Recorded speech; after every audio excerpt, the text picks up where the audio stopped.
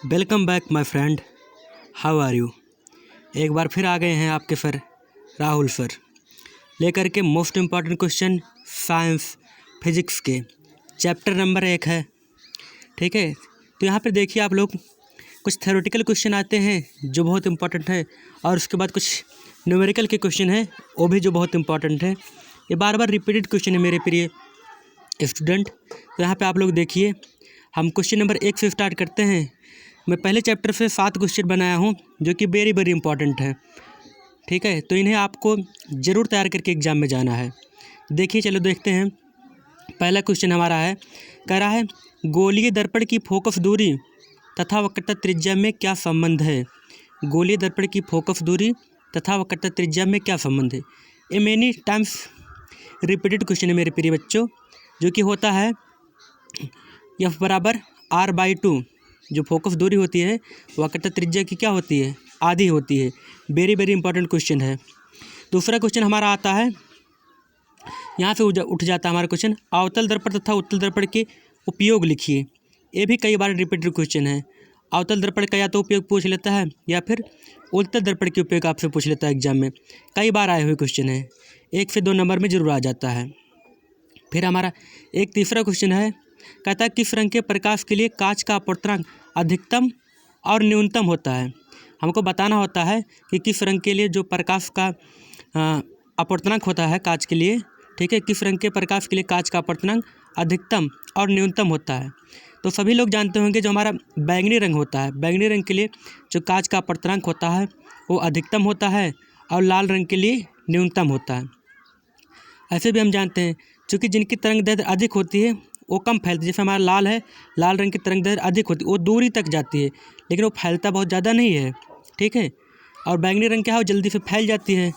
ठीक, तो बैंगनी रंग का क्या होता है, अपवर्तनांक अधिकतम होता है। ठीक है, और लाल रंग का अपवर्तनांक न्यूनतम होता है। इसी प्रकार देखिए, हैशटैग लगाया हुआ क्वेश्चन है, ये भी मेरे मेन इंपॉर्टेंट क्वेश्चन है। कह रहा है लेंस तथा दर्पण के लिए वस्तु तथा प्रतिबिंब की स्थिति, जो हमारा लेंस मतलब कि लेंस तथा दर्पण, जो हमारे लेंस होते हैं और जो दर्पण होते हैं, वस्तु को कहाँ रखेंगे तो प्रतिबिंब कहाँ पे बनेगी। ठीक है, मान लीजिए फोकस पे रखें वस्तु को, दर्पण के सामने फोकस पे रखें तो अनंत पे बन रही है। ये जो स्थितियाँ होती हैं वस्तु और प्रतिबिंब की, ये मेनी इंपॉर्टेंट है। ऑप्शनल क्वेश्चन के लिए बहुत इंपॉर्टेंट है, बार बार पूछ लेता है। और अगर आप इस स्थिति को ध्यान में रखें तो आप न्यूमेरिकल भी लगाएंगे तो आप वहाँ से जान सकते हैं कि हमारा न्यूमेरिकल सही है कि गलत है। ठीक, देखिए पांचों क्वेश्चन है। हालांकि इस बार इसके आने की कम संभावना है क्योंकि लेंस की क्षमता जो है कट गया है, लेकिन फिर भी आप लोग इसको पढ़ के जरूर जाइएगा। कहता है किसी लेंस की क्षमता से आप क्या समझते हैं। जो हमारे लेंस की क्षमता होती है उससे आप क्या समझते हैं। और कभी कभी इसका मात्रक भी पूछ लेता है, तो लेंस की क्षमता का जो मात्रक होता है वो होता है डायोप्टर। छठा क्वेश्चन देखिए आप लोग, कहता प्रकाश के परावर्तन मतलब प्रकाश का परावर्तन भी आ जा सकता है और इसके नियम, साथ में अपवर्तन, प्रकाश का परावर्तन या अपवर्तन तथा उनके नियम लिखिए। जिसमें स्नेल का नियम मेनी इंपॉर्टेंट है, कई बार आया हुआ क्वेश्चन है स्नेल का नियम। ठीक है, तो प्रकाश का परावर्तन क्या होता है, अपवर्तन क्या होता है और उनके नियम क्या होते हैं। ठीक है, सातों क्वेश्चन हम लोग देखेंगे। हालांकि ये भी इस बार अपवर्तन तो कट गया है तो इससे बहुत कम आने की संभावना है, लेकिन एक बार पढ़ के जरूर जाइएगा। पढ़ लेंगे तो आगे चल करके कॉम्पिटिटिव पॉइंट ऑफ व्यू से भी ये मेनी इंपॉर्टेंट क्वेश्चन है। जैसे देखिए, कहता प्रकाश के पूर्ण आंतरिक परावर्तन का अर्थ समझाइए कि प्रकाश का पूर्ण आंतरिक परावर्तन क्या होता है। क्रांतिक कोण तथा अपवर्तनांक के बीच संबंध का व्यंजक भी स्थापित कीजिए, जो हमारा होता है n बराबर 1/sin करके। ठीक है, तो उसको हमको बताना भी है, इसको अच्छे से पढ़ लीजिएगा। चलिए अब देखते हैं, कुछ न्यूमेरिकली क्वेश्चन भी हमारे पास हैं जो न्यूमेरिकल के हैं, कई बार रिपीटेड क्वेश्चन, 2 से 3 बार, सभी क्वेश्चन 2 से 3 बार आए हुए हैं। ठीक है, तो इनको देख लीजिए अच्छे से। देखिए पहला क्वेश्चन हमारा है, करा एक गोलीय दर्पण की वक्रता त्रिज्या 20 सेंटीमीटर है, इसकी फोकस दूरी क्या होगी। तो हमने क्या किया, देखिए उत्तर हमने आंसर भी लिख दिया है। ठीक है, आप लोग लगा करके क्वेश्चन को लगा करके इसके आंसर मैच भी करा सकते हैं, तो इसको देख लीजिए अच्छे से। दूसरा क्वेश्चन है, करा 50 सेंटीमीटर फोकस दूरी वाले उत्तल लेंस की क्षमता होगी, जो 50 सेंटीमीटर की फोकस दूरी होती है। ठीक है, उसकी उत्तल लेंस की क्षमता क्या होगी। तो ये बता दिया मैंने क्षमता का मात्रक क्या होता है, लेंस की क्षमता का मात्रक।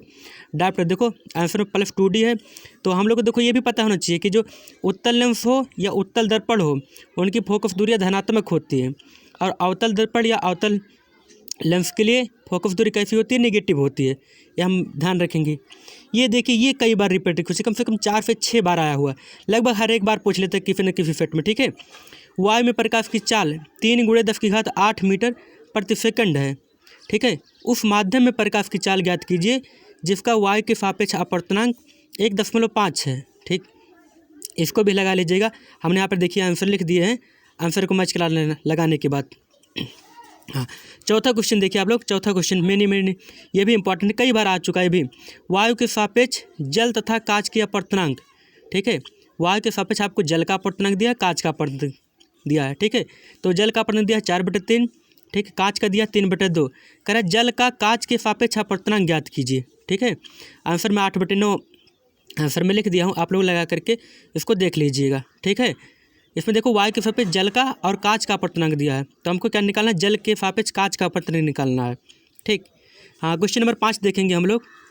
कह रहा है एक अवतल दर्पण की वक्रता त्रिज्या 40 सेंटीमीटर अर्थात फोकस दूरी 20 सेंटीमीटर है। हम लोग वैसे भी जानते हैं कि वक्रता त्रिज्या की जो आधी होती है क्या होती है, फोकस दूरी ही होती है। हाँ, कह रहा है दर्पण से 30 सेंटीमीटर की दूरी पर रखी वस्तु के प्रतिबिंब की स्थिति ज्ञात कीजिए।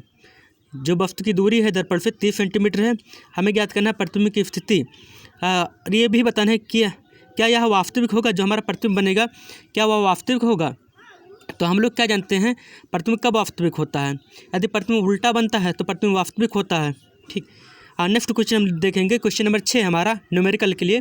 ठीक, 10 सेंटीमीटर फोकस दूरी वाले उत्तल लेंस से देखिए क्या है, जो हमारे लेंस है उत्तल लेंस है उसकी फोकस दूरी 10 सेंटीमीटर। ठीक है, 10 सेंटीमीटर फोकस दूरी वाले उत्तल लेंस से 20 सेंटीमीटर दूर 10 सेंटीमीटर लंबी एक मोमबत्ती रखी गई है।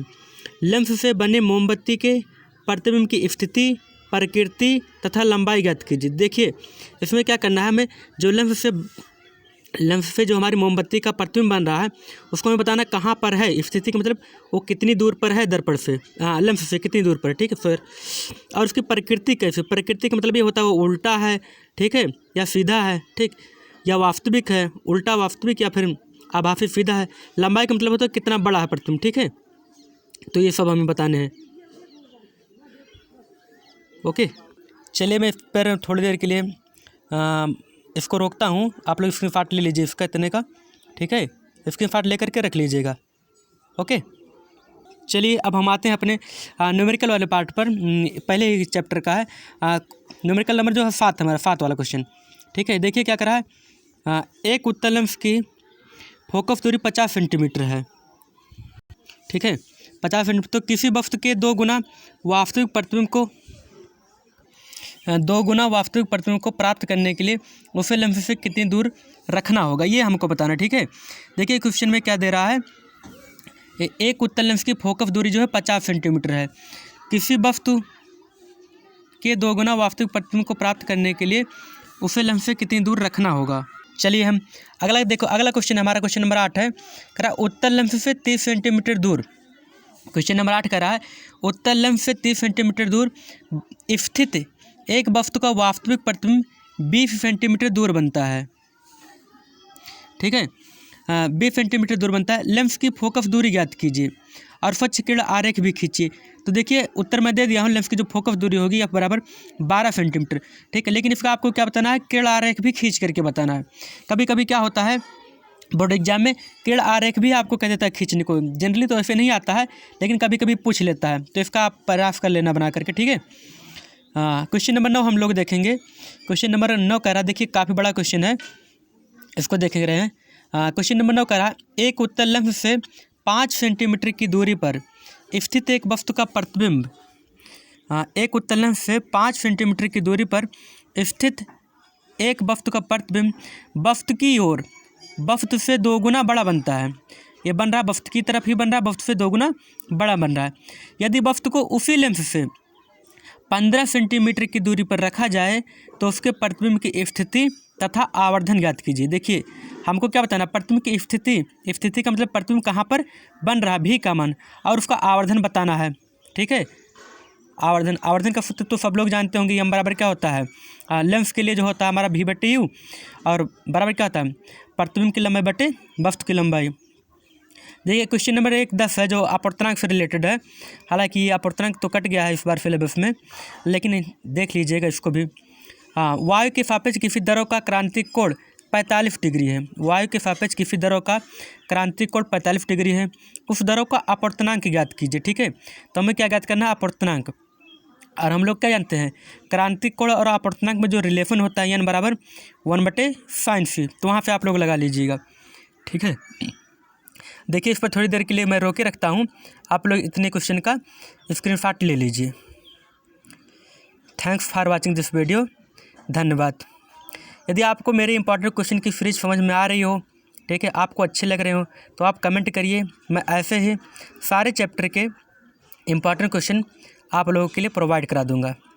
Thanks for watching this video, धन्यवाद। यदि आप लोग को हमारा वीडियो पसंद आ रहा हो तो चैनल को सब्सक्राइब ज़रूर करें। ओके, फिर मिलते हैं।